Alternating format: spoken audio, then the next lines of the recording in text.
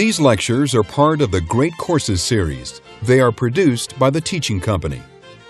These lectures are titled Great Scientific Ideas That Change the World, Part 3.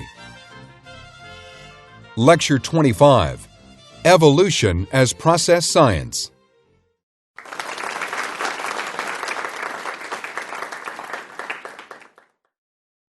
In the preceding 3 lectures, we've looked at the ideas of energy, fields, and relationships as challenging the atomistic style of thinking, which is not just atomistic in the sense of attributing explanatory power to things with fixed properties, but also fits into the broader determinism of substance metaphysics, the materialistic determinism of modern science, which sort of reached a peak in the 19th century. And then these process-style forms of thought associated with the attribution of reality, physical reality, because of their causal efficacy, the fact that they act as causal agents, to energy, fields, and relationships. In this lecture, we're going to look at another facet of this challenge to the atomistic, deterministic style of thinking, and that's the idea of evolution.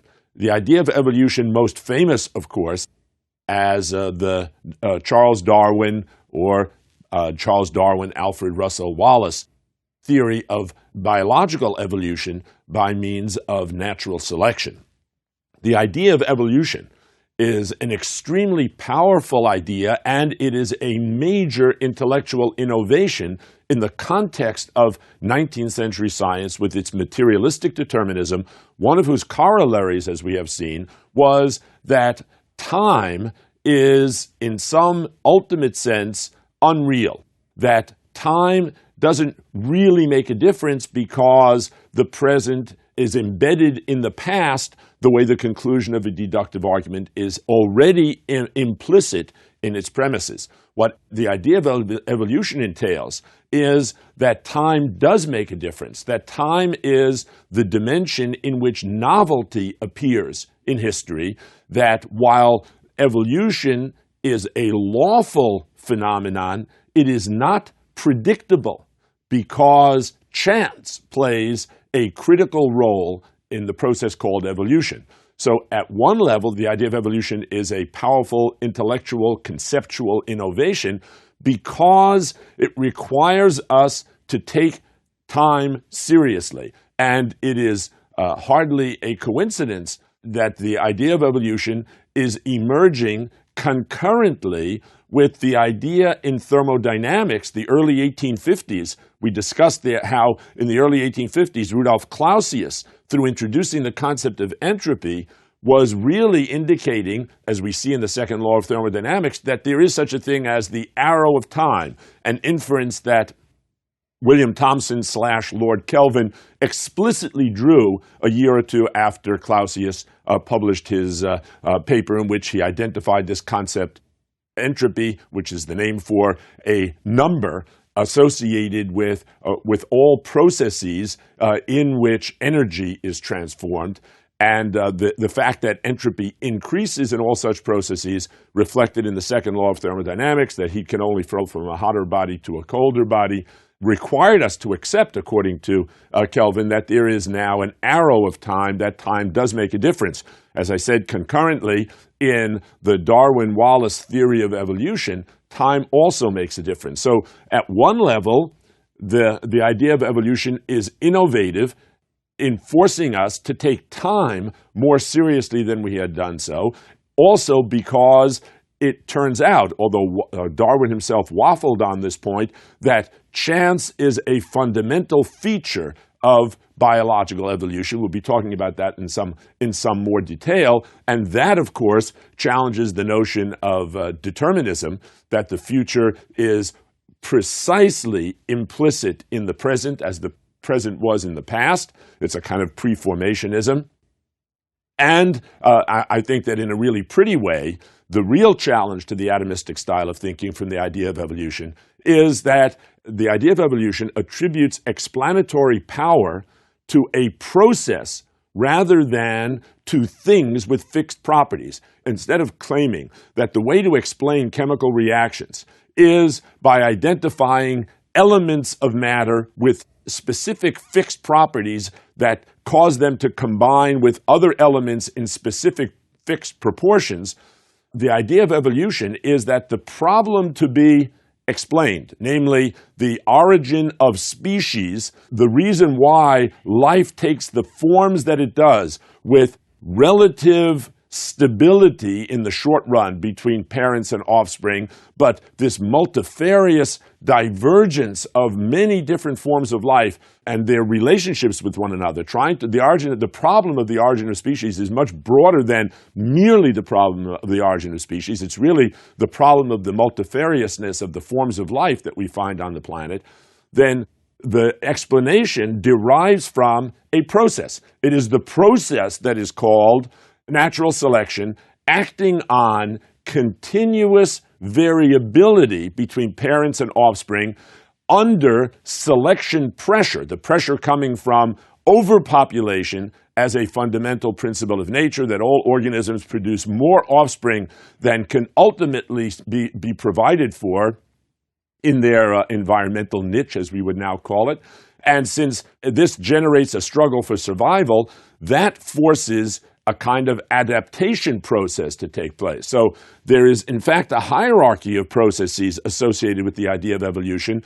The process of natural selection acting on and entailing the process of adaptation to continually changing environmental circumstances. They may be changing very slowly, but they're always changing.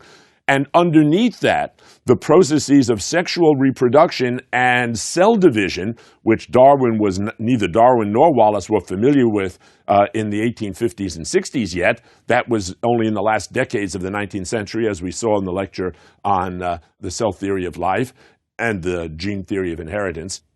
And because the variability that all evolutionists recognized as a fundamental feature of life, that individuals always vary to some degree from their parents, that this variability creates a pool that struggle for survival and natural selection act on, so to speak, causing this continual adaptation to changing environmental circumstances, which leads to the multifariousness of the life forms on the planet.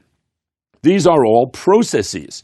So there's a process of sexual reproduction, which we now understand to a considerable degree, certainly a heck of a lot better than Darwin and Wallace did, through DNA, that the process of sexual reproduction generates variability inevitably, and also on a random basis.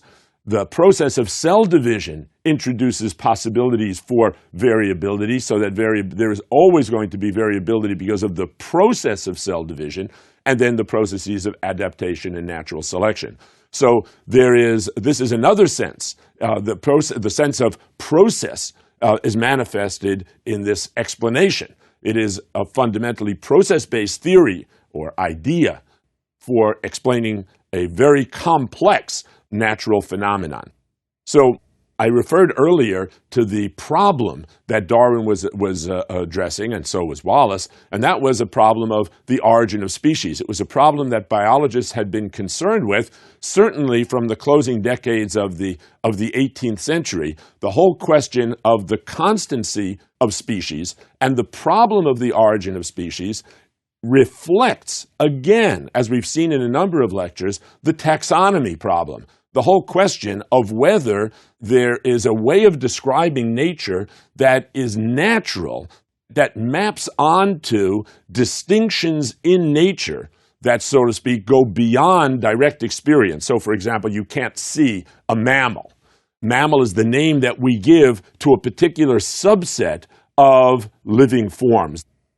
Those living forms that have certain characteristics we call mammals, but you can't see a mammal. You can't see mammalhood as a category in nature. And the question is that a real category in nature, or is it the case that we have simply organized creatures that seem to us to possess a certain set of properties, and we have given that the name mammal, but that in fact does not distinguish those creatures from other creatures who are otherwise very similar to them.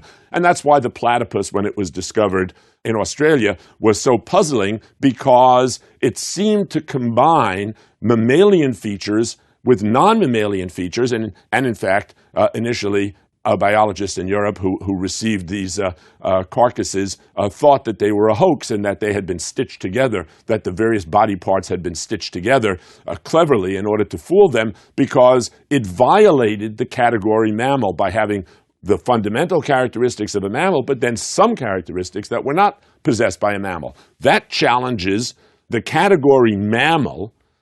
And challenging a fundamental category like that challenges the whole process of giving names to natural phenomena. You may remember that I referred earlier to Plato's charge to natural philosophers that their job was to carve nature at its joints, to make distinctions, to give names to those phenomena that are really there, that map onto absolute characteristics of reality. It wasn't a question of just making up useful categories, categories that work, categories that help us organize material, but to carve nature at its joints, so to speak. So let's call that the realist or naturalist view of the taxonomy problem, as opposed to the conventionalist view, which is that the names are useful to us, but they're not absolute, and I've referred to this in a number of different ways. This problem, the taxonomy problem, became an insistent and highly controversial one already in the late 16th century, as European botanists and zoologists were overwhelmed by thousands and thousands of new species and genera of plants and animals that the European voyages of discovery and exploration were bringing back to Europe. And now all of a sudden we need to organize them, and I've referred before to the fact that this posed this challenge. Is there a natural system of classification that we need to discover, uncover, and so we can categorize, we can identify genus and species, for example, based on natural characteristics, or are there only conventional ways of dealing with this? If there are only conventional ways, then there is no such thing as a species, and so the transmutation of species is not a traumatic thing. It's not a violation of the natural order. It is only if you think that species are natural, that is a natural classification, that changing one species into another seems like a fundamentally impossible thing to do, because that is a natural distinction. One species and another species are fundamentally distinct. There's a gulf between them that cannot be bridged by any kind of, let's say, breeding experiment. So in the 18th century, I mentioned that Carl Linnaeus represented, in some sense, the epitome of the naturalist view of classification based on organizing plants and later animals by sexual characteristics, but plants especially was his forte. And but I mentioned that at the end of his life, he had to acknowledge that his system of classification was really not natural. It was not unique. It did not map onto the way plants really were, but that it was ultimately and sadly only conventional. This view is Darwin's view, because for Darwin, for Wallace, and for all of the other people who we will shortly be mentioning, who addressed this question of the origin of species, it was obvious that there really is no such thing as a species, that all of the categories that we call species categories are really varieties, that life forms are continually changing under this process, this family of processes, correlated processes of sexual reproduction, cell division, speaking now a little anachronistically in the middle of the 19th century, cell division, sexual reproduction, natural selection. All of these processes are continually changing each generation of living thing in small, sometimes almost always subtle ways, but over vast periods of time. It leads to a radiation of life forms, that each life form reflecting adaptation to a particular environment in which it is able to flourish, or at least to survive. So the origin of species question is solved by saying that there is no such thing as a species, that there are only varieties, but some varieties are more stable than others. Ordinary varieties, the varieties of dogs and pigeons that we see around us, for example, display tremendous variety and instability. They easily, so to speak, reproduce in ways which show reversions back to parents and characteristics of previous generations of dogs and pigeons. So varieties, as we ordinarily experience them by animal breeders, for example, and plant breeders, are rich with variability. But what Darwin and Wallace were pointing out is that there is a form of variety which is stable over long periods of time, and so we think that it's eternal. There are people who think that species are eternal, and this is a misconception.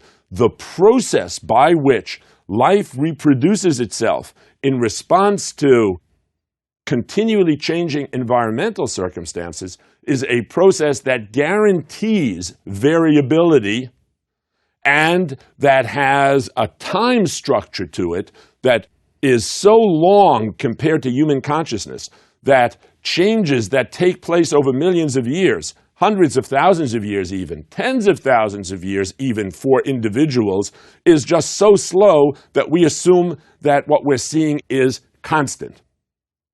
So what we have in the theory of evolution is a theory that, strangely, requires taking very seriously individual variation, individual variability, the degree to which each individual varies to some degree from their parent.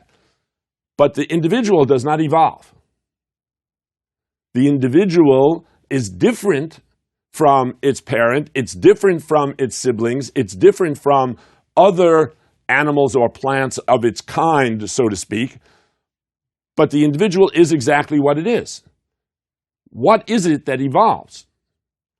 It is, again, you have to step back and take a process view. Ultimately, what emerged in the 1920s and 30s was a need to take a population-based view of the process of evolution. That what we see over time is that the distribution of genes, not available to Darwin, but by the 1920s, we had a mathematical description. We had formulae that showed how a particular distribution of genes would spread through a population if any of those genes gave any survival advantage at all to the individuals that possessed them, the rate at which those genes would spread. And so if there was a mutation in a gene, we can calculate how rapidly it would spread through a population, giving their reproduction rate and giving some understanding of the environmental pressures that they were acting under. And if a gene is harmful, how quickly the individuals that possess it will, so to speak, die out of the population. So the population changes its character over time. The distribution of genes and the expression of those genes changes over long periods of time. It's really a situation that's somewhat analogous to a motion picture. In a motion picture, when you're watching a motion picture, nothing is changing. No thing is changing in the way that you see. The process by which we see, which makes us insensitive to image changes that are less than approximately 1/10 of a second apart, makes us respond to a series of slides. So a motion picture film is really a series of stills, of slides, each one of which is only minutely different from the preceding one. But when they're shown quickly enough, then we experience motion.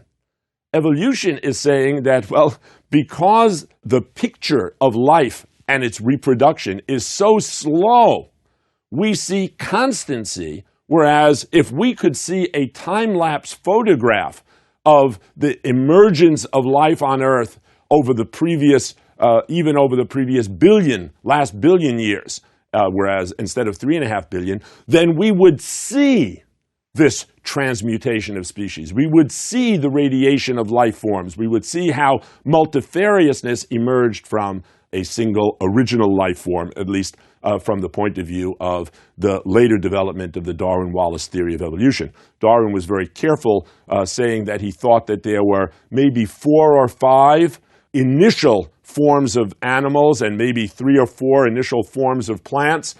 Possibly there was only one initial life form, but he didn't press that point. I think if you read between the lines, you see that's what he was getting at, but he was being very cautious in his first major publication, On the Origin of Species, in 1859. But others had preceded him in this because they saw the origin of species question as just one example of a deeper question of the origin of life. And that question became a scientific question, as we referred to in the Cell Theory of Life lecture, in the middle of the 18th century, and is associated with the names of Georges Buffon in France, Lamarck in France, Charles Darwin's grandfather Erasmus Darwin, among others, who argued that there was initially one life form that then became diverse in the form of its expression because of, in the case of Lamarck and Erasmus Darwin, certainly, because of strictly mechanical processes going on in nature without any need to refer to divine creation, to any providential intervention, that an initial life form, however that arose, then generated all of the different forms of plants and animals, insects, birds, etc., that we see on the earth through strictly mechanical processes, most famously in the case of Lamarck, based on the use and disuse of its organs by its own struggle for survival to acquire characteristics that would help it to survive to the age of reproduction, and the inheritance of acquired characteristics, which is a fundamental feature of Lamarck's theory of evolution. So this notion that the origin of life is the basis for the origin of species. Once we have a theory of the origin of life of the Lamarckian, Erasmian, Buffonian sort, then we see already that there is an internal dynamism to nature at the level of living creatures that makes it the case that there is constant change going on here, but it is the inverse of what happens when we see a motion picture. There we are fooled into seeing motion when there really is no motion. In the case of the evolution of life forms, we're seeing stability when there is really motion because we're just not around here long enough in order to see the slow flow. Think in terms of, for example, you've all heard this at some point and maybe found it believable or not, the fact that glass is really a superfluid. That glass is a fluid and it flows, but it flows very slowly. You can't look at a window and see how gravity is causing the material in the window, the glass, to flow down the window. But if you look back at medieval stained glass windows from 700-800 years ago, then we see very clearly that the top of the glass is much thinner than the bottom of the glass. The glass over 800 years has measurably flowed, thickened at the bottom, which makes it very delicate to repair or to replace those windows. So the origin of life question, the whole idea, where did this come from, that life is unified? Well, we've already got the ingredients for the answer to this question. I mentioned that at the end of the 18th, beginning of the 19th century, this notion of the unity of nature became part of, so to speak, scientific thinking, in part through the Romantic nature philosophers, predominantly German and to some extent French at the time, who argued that there was a unity to all the forces in nature, and that was one of the threads that was woven into the concept of energy. But they also held that there was a unity to all the life forces in nature, to all life forms, that there was originally one life form, that everything that is an expression of a fundamental underlying life force, just as all forms of energy are expressions, specific expressions of a generic form of energy, which does not exist in its generic character, only in its specific character. Same thing is true of life forms. So the Romantic nature philosophers, among them the German poet and intellectual and dramatist Goethe. Goethe wrote a book on what we would say called the evolution of plants, in which he identified the Urpflanze, the primordial plant form that then radiated into all the different forms of plants that we see on the planet by a series of natural processes. So in this context, when we think of when we look at the origin of life question from roughly speaking 1750, 1760 on, it is not surprising that the origin of species question acquired the kind of answer that we identify with Charles Darwin, and a little unfairly, not giving full enough credit to Alfred Russel Wallace. So, for example, we know, and Darwin was eventually forced to confront by his critics, that an American naturalist who lived in England named William Wells in 1813 had published an essay on what we would call evolution by natural selection that was referred to at length in a book by John Herschel that we know that Darwin owned and Darwin had read carefully. He was good friends with Herschel and very friendly with him. So we know that he read that book, and eventually, and he did acknowledge that he had read that book. In 1831, a British arboriculturist, somebody who cultures trees and was an expert on trees named Patrick Matthew, wrote a book on arboriculture, especially trees adapted to use for the Navy in a time before when the Navy was still using wooden ships and had lots of mass to carry the sails that they carried. Matthew had a very explicit theory of evolution, which is very Darwinian in the sense that it refers to struggle for survival and something like natural selection. There's no question that Matthew's idea was, as Darwin himself acknowledged, prefigures Darwin's thinking. And in the 1840s, a bestseller in Britain, initially anonymous, but the author was subsequently identified as Robert Chambers, called The Vestiges of Creation, gave a kind of updated Lamarckian theory of evolution. And thousands of copies of this book were sold, primarily because religious leaders opposed it and denounced it as scandalous, perhaps. And then in the 1850s, 1858, Darwin and Wallace both sort of announced their a theory of evolution by natural selection. Darwin, after 24 years, came back from his 5-year voyage with the Beagle in 1835. He left just about the same time that Matthew published his monograph on tree culture.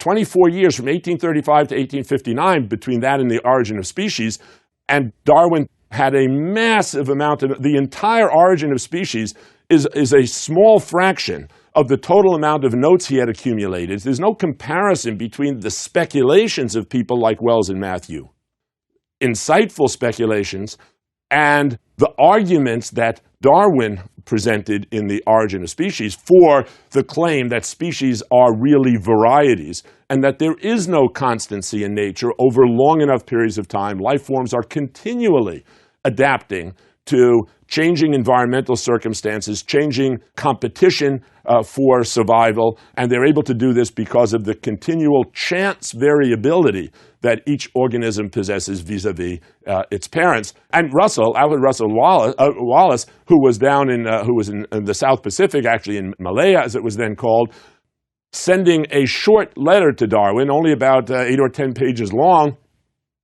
in which all of the elements of this theory are equally present, without the enormous data that Darwin had assembled over the preceding 24 years. But from Wallace's point of view, that data was irrelevant anyway, because Darwin, as Matthew before him, focused very specifically on an analogy between artificial breeding and natural selection, whereas Wallace rejected that on the grounds that artificial breeders manipulate the struggle for survival. They eliminate the natural struggle for survival, and so he thought you could not make a useful analogy between artificial breeding and the natural selection basis for evolution. His argument was, so to speak, a purer version based on the distribution of plants and animals, so biogeography as it's called, as he observed it from the years that he spent first in the Brazilian jungle and then in Malaya collecting specimens for rich British collectors of rare plants and animals. So the theory of evolution contains within it a number of startling conceptual features, not least of which is the idea that chance plays an important role, a fundamental role, in the process that explains the origin of species. Darwin, as I said before, waffled on this. Darwin tried to avoid claiming explicitly that chance was behind the spontaneous variations, what we would call mutations. And he never used the expression random mutations. But by the 1860s and 70s, physicists recognized that the theory of evolution required assuming that chance plays a fundamental role. And this is a deep challenge to the embedded determinism of modern science, of what science considers rationality itself. And we're going to be looking at how this was reflected in the rise of probabilistic theories in science in the next lecture.